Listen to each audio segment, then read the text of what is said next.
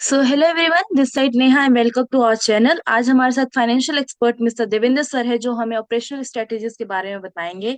So hello sir, please अपने बारे में हमारे ऑडियंस को बताइए और अपनी स्पेशल ऑपरेशनल स्ट्रेटेजीज के बारे में हमारे ऑडियंस को बताइए। Okay, thank you so much for invite me. और मैं अपने बारे में अगर बताऊं तो मैं पिछले कई सालों से स्टॉक मार्केट में प्रैक्टिकली वर्क कर रहा हूं, और खास तौर से मैं ऑपरेटिव स्ट्रेटजी पे वर्क कर रहा हूं, जो कि मैं अभी आपको इसमें।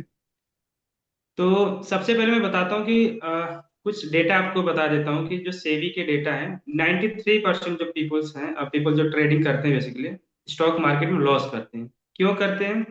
क्योंकि वो टेक्निकल इंडिकेटर यूज करते हैं, कैंडल स्टिक्स यूज करते हैं, एंड अदर स्टफ यूज करते हैं जो जो कि उनको ट्रेडिंग में प्रॉफिट नहीं होता है। तो मैं आपको अपनी जो ऑपरेटर स्ट्रेटजी है उसमें कुछ प्रिंसिपल आपको बताऊंगा, जिससे आप यूज करके मार्केट में एक अच्छा सक्सेसफुल ट्रेडर बन सकते हैं। उस प्रिंसिपल में होगा स्टॉक को सिलेक्शन कैसे करें, और रिस्क मैनेजमेंट कैसे करें, मनी मैनेजमेंट कैसे करें, ट्रेडिंग जनरल कैसे करें।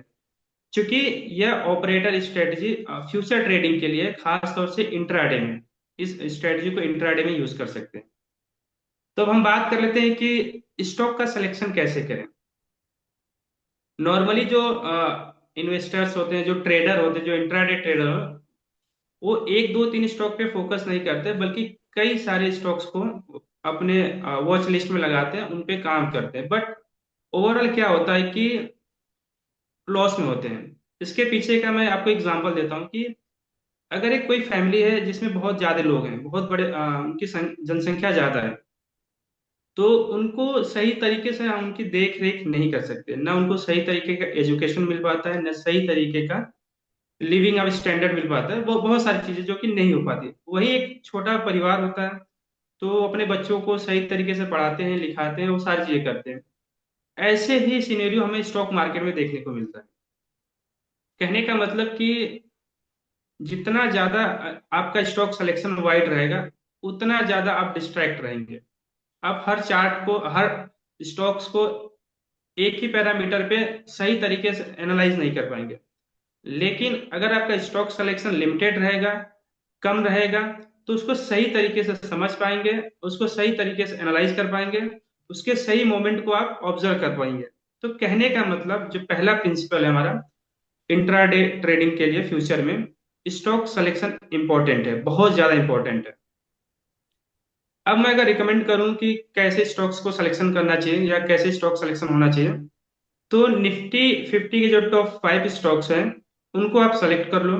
जैसे रिलायंस हुआ, HDFC हुआ, TCS हुआ, इन्फोसिस हुआ, भारती एयरटेल हुआ। तो इन स्टॉक को जो सेलेक्ट करने के पीछे का कारण क्या है, मैं बताता हूँ।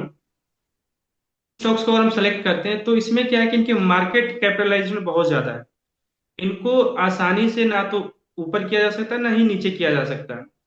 इनका जो मूवमेंट होता है बेसिकली, इसमें बड़े बड़े ऑपरेटर काम करते हैं, तो एक बैलेंस्ड अप्रोच से चलता है। और अगर आपके पास सिर्फ दो तीन स्टॉक का वॉच लिस्ट है, तो उसको जब आप ऑब्जर्व करोगे तो डेफिनेटली आप उसको समझना स्टार्ट कर दोगे। जब आप समझना स्टार्ट कर दोगे तो आप उसमें सही तरीके से ट्रेड लेना स्टार्ट करोगे। यही एक रास्ता है जहां से आप प्रॉफिट मार्केट से बना सकते हो। तो स्टॉक सिलेक्शन काफी इंपॉर्टेंट है। आपको फोकस करना चाहिए कि निफ्टी के जो टॉप 5 स्टॉक्स है उसी के अंदर दो तीन स्टॉक को सेलेक्ट करो, रिलायंस, HDFC, TCS, ऐसे जैसे 5 स्टॉक्स में आपको जो भी कंफर्ट लगे उसको सेलेक्ट करो, उसके उसके ऊपर काम करो। अब मैं दूसरे प्रिंसिपल की अगर बात करूं तो ऑपरेटर स्ट्रेटजी मेरा कोई टेक्निकल इंडिकेटर नहीं है, और ना ही मैं कोई कैंडलस्टिक सिखाऊंगा। ऑपरेटर स्ट्रेटजी बेसिकली फोकस है रिस्क मैनेजमेंट का, जो दूसरा मेरा प्रिंसिपल है। इस कॉन्सेप्ट पे ही सारे ट्रेड को एग्जीक्यूट कर सकते हैं। अगर मैं ऑपरेटर की बात करूं, ऑपरेटर किस पे काम करते हैं, तो बेसिकली ऑपरेटर रिस्क मैनेजमेंट पे ही काम करते हैं।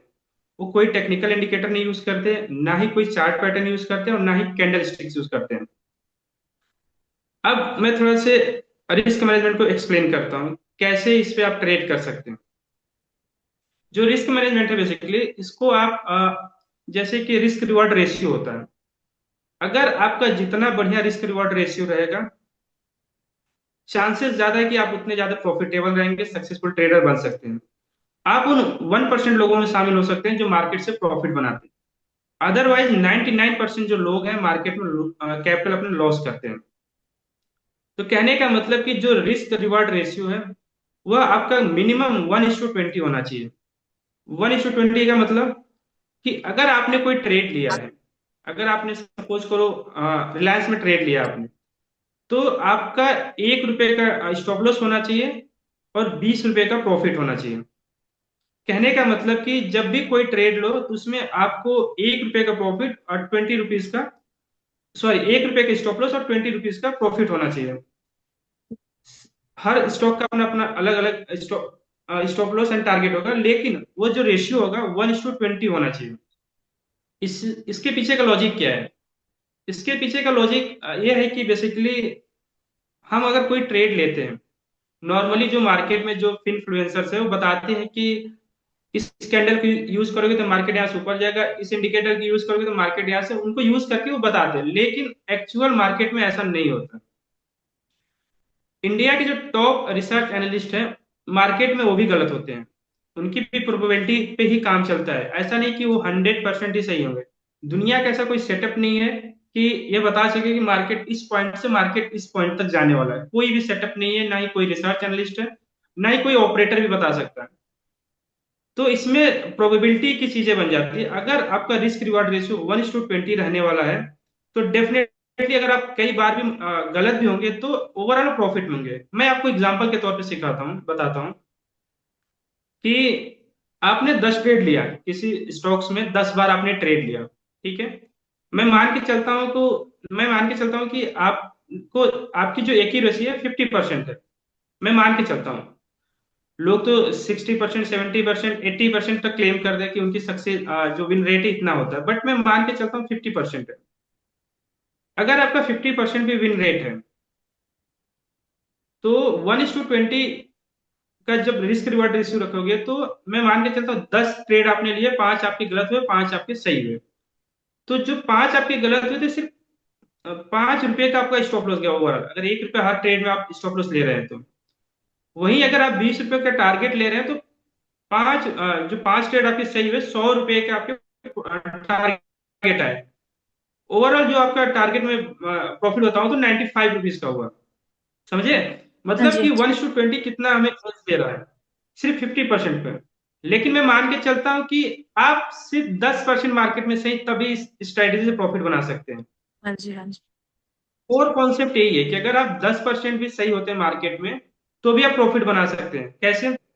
मैं मान के चलता हूँ 10 ट्रेड लिया, मेरे मेरा जो 9 ट्रेड है स्टॉप लॉस गया, 9 रुपए का मेरा स्टॉप लॉस गया। एक ट्रेड मेरा सही हुआ जो कि मेरे को 20 रुपीज दिया, प्रॉफिट दिया। तो ओवरऑल जो 11 रुपीज का हमारा जो प्रॉफिट है ये बन गया। तो कहने का मतलब कि जो लोग स्ट्रेटजी के पीछे भागते हैं, जो लोग टेक्निकल इंडिकेटर के पीछे भागते हैं, कैंडल स्टिक्स के पीछे जो लोग भागते हैं, वो पूरी तरह से गलत होते हैं। और 99% जो लोग लॉस करते हैं उसी के बिहाफ पे करते हैं। लोग रिस्क मैनेजमेंट को फॉलो नहीं करते। हाँ जी। अगर आप इसको इंप्लीमेंट करोगे मार्केट में 1:20 का रिस्क मैनेजमेंट, तो डेफिनेटली आप आपके जो ट्रेडिंग परफॉर्मेंस है इनहेंस हो जाएगा, कई गुना इनहेंस हो जाएगा और ओवरऑल प्रॉफिट में आ सकते हैं। Okay, okay. तो कहने का मतलब कि ये आपका ट्रेड है उसमें आप रिस्क मैनेजमेंट जो है, जो रिस्क रिवार्ड रेशियो है 1:20 होना चाहिए।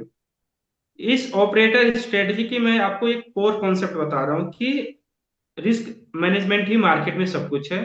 अगर आपका जितना बढ़िया रिस्क मैनेजमेंट रहेगा उतने ही लंबे टाइम तक मार्केट में सस्टेन कर पाएंगे और मार्केट से पैसा बना पाएंगे।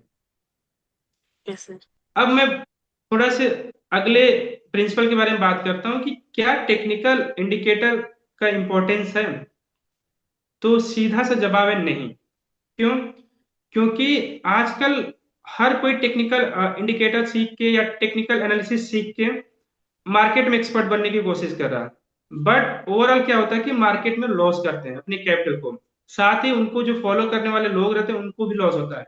ऐसे में बहुत से जो ट्रेडर हैं जो लॉस किए हुए होते हैं, मैं उनसे बहुत बार मिला तो वो मेरे को बताते हैं कि सर मैंने इस टेक्निकल एनालिसिस के बिहाफ पे ट्रेड लिया, उस टेक्निकल एनालिसिस के बिहाफ पे लिया। लेकिन जब मैं उनसे पूछता हूँ कि क्या आपने रिस्क मैनेजमेंट को फॉलो किया, उनका जवाब आता है नहीं। तो टेक्निकल एनालिसिस बहुत बड़ा प्रॉब्लम है ट्रेडिंग में। तो कोशिश करें कि जो भी टेक्निकल एनालिसिस के बिहाफ पे अगर आप काम करना चाहते हैं तो उसको छोड़ दें, जितना जल्दी हो सके उसको छोड़ दें, और रिस्क मैनेजमेंट के सिस्टम को एडॉप्ट करें। ओके।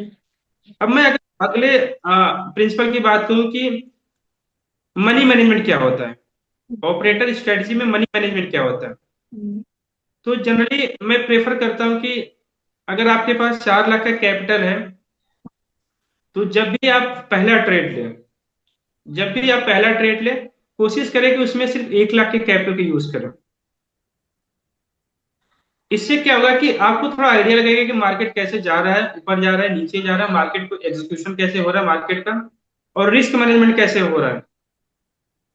लेकिन जब दूसरा ट्रेड लें तो आप अपने कैपिटल का 50% उसमें इनफ्लो कर दें, उसमें 50% अपने कैपिटल को लगा दें। तीसरे ट्रेड में आप 100% जो अमाउंट है उसके साथ जा सकते हैं, पूरा अपना अमाउंट वहां पे लगा सकते हैं। तो कहने का मतलब कि जब भी आप मनी मैनेजमेंट कॉन्सेप्ट में आएंगे तो आप पहला जो ट्रेड है 25% यूज करें, दूसरे ट्रेड में 50%, और यस। तीसरे चौथे ट्रेड में आप फुल क्वांटिटी के साथ मार्केट में जा सकते हैं। इससे क्या होगा कि स्टार्टिंग में आपको थोड़ा से कॉन्फिडेंस बूस्ट होगा, फिर उसके बाद आपका जो रेशियो जो रहेगा सक्सेस रेट वो काफी इंक्रीज हो जाएगा। पहले ट्रेड में आपको सारे अमाउंट नहीं लगाना है, इससे थोड़ा सा दिक्कत ये होगा कि हो सकता है पहले ट्रेड आपका ज्यादा नुकसान दे जाए। तो पहले दूसरे तीसरे ऐसे ग्रेजुअली करके आपको अपने रिस्क मनी मैनेजमेंट को इंप्लीमेंट करना होगा, अपने कैपिटल को उसमें लगाना होगा। ओके। क्लियर है? Yes sir. अब मेरा अगला प्रिंसिपल है कि हाउ टू ट्रेड, मार्केट में ट्रेड कैसे करें।